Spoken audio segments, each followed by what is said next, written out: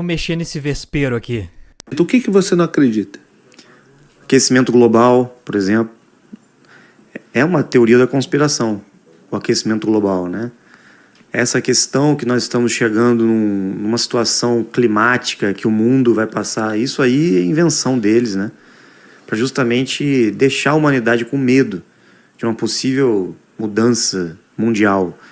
E eles estão manipulando essa situação justamente para justificar uma situação que eles estão arquitetando, os líderes do mundo, né? Tá.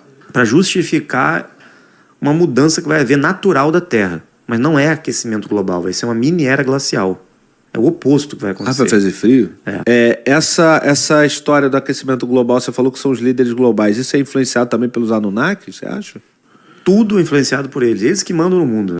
Quando a gente fala em mudança climática, sempre tem dois times, né? Tem o cara que fala que é tudo causado pelo homem, o cientista lá que nunca quer mudar de ideia, e tem o cara também negacionista que fala que é tudo invenção dos Anunnaki, uma conspiração global do aquecimento global. Então tem esses dois times que os caras não contribuem pra nada no debate. Vamos fazer diferente aqui. Não vamos discutir causas aqui, tá? Não importa se é os Anunnaki, se não é, não importa aqui. Vamos simplesmente olhar para os dados que são medidos e usar física e matemática para entender se o clima tá mudando ou não.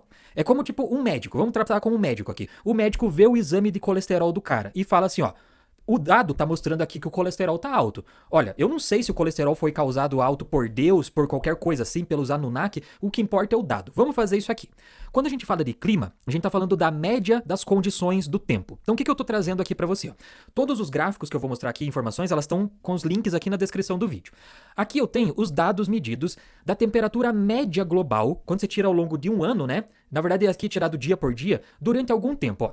Então aqui você tem o ano de 2016, que é a linha amarela, você tem 2023, que é a linha vermelha, e o começo do ano passado, 2024, que é a linha que está ali na cor preta, tudo bem?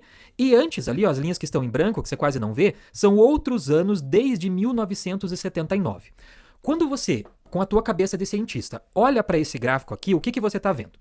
Aqui, as linhas que estão brancas, ó, que são as linhas que estavam desde 1979 até 2016, elas têm uma temperatura média global baixa, né? O que você está vendo aqui? Ó? Aqui você está vendo, por exemplo, 19,8 graus Celsius, e aqui você vê, ó, aqui tem uns picos que vão para 20,8, mas todas as linhas aqui até 2016, com alguma exceção, ó, elas vão mais ou menos ali a 20 graus Celsius. Ó. Vamos considerar que as linhas brancas, ó, elas ficam aproximadamente aqui, ó, 20,8 mais ou menos, né?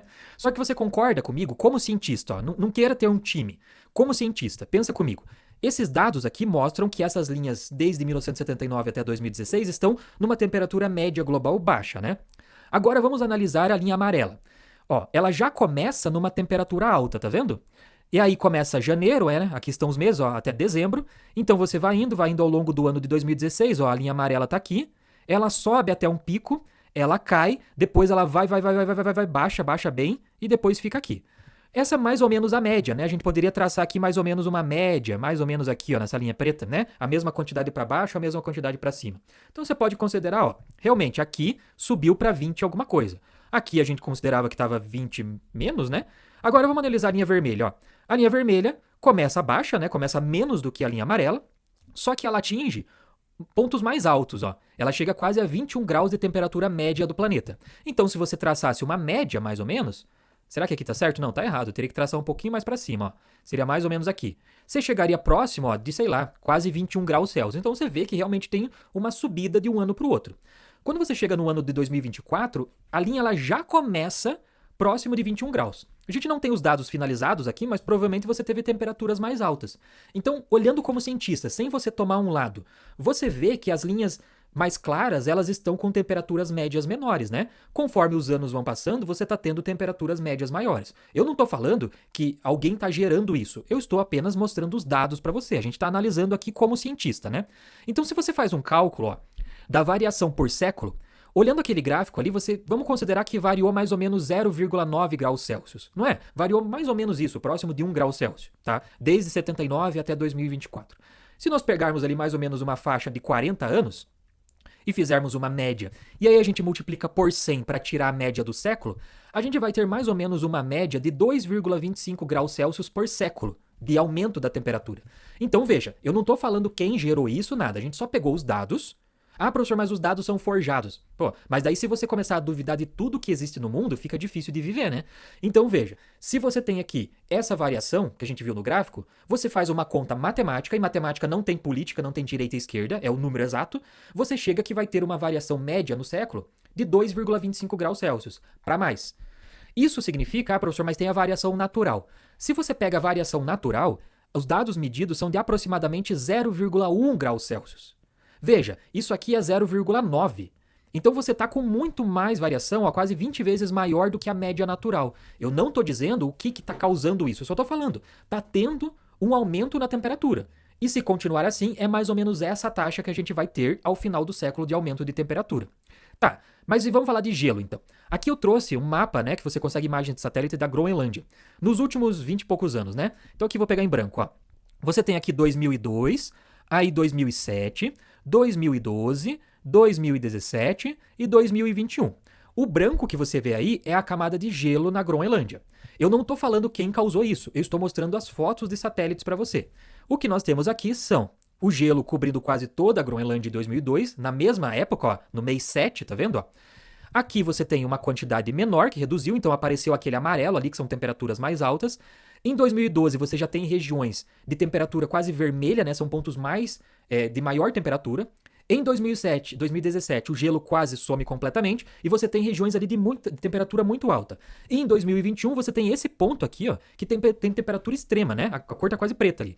E o gelo quase desapareceu. Então, você não pode negar que o gelo da Groenlândia, por exemplo, ou do Polo Norte ou da Antártida, eles estão diminuindo, né? A temperatura realmente está subindo, o gelo está derretendo, consequentemente o nível dos oceanos vai aumentar. Eu não estou falando que isso foi causado pelo ser humano por qualquer coisa. Eu só estou falando que isso está acontecendo. Você concorda comigo, como cabeça de cientista, sem tomar posição de nenhum dos lados?